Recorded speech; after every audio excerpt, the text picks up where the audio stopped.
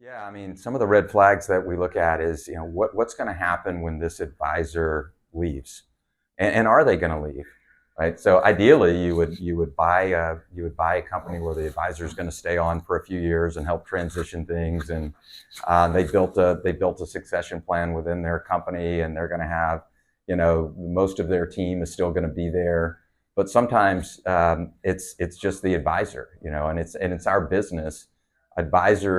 Some advisors tend to create the whole value proposition around themselves and around the portfolios they manage.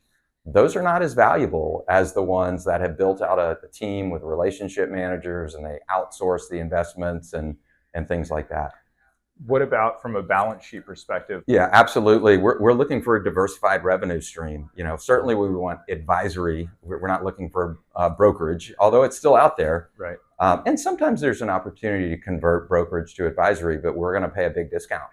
If you want a premium, then you have an advisory based, scalable, well diversified portfolios that are consistent across the book. How do you identify potential personality conflicts, and what do you do to address them? It's got to be kind of a sensitive area. Yeah, the first thing that we look for when it comes to like that personality is the client the most important thing to them? Mm-hmm. And sometimes it's not. And if it's just, I want to get the biggest possible check, then we walk away from that. We're not gonna be the one to give them the biggest possible check. But if their clients are the most important thing to them, then we can normally connect on that, and we can bring everything back to the client. Right. And so that's that. If we start there, we know that we can probably work it out. One important lesson too, I think you touched on, is don't chase the deal. Don't get so caught up that you're not willing to let something go. Are there deals that you've missed out on that you regret not doing? I can't stand losing any deal. Yeah. I love to win, and it's just like all of these advisors. They love to win. They love to compete.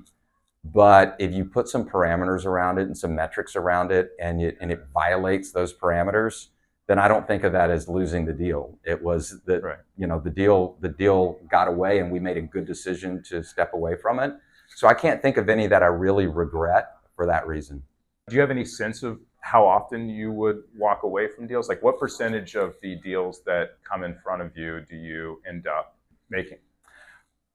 When you add in not only M&A but breakaway also, we end up bringing in somewhere between 5 and 10% of the deals we look at.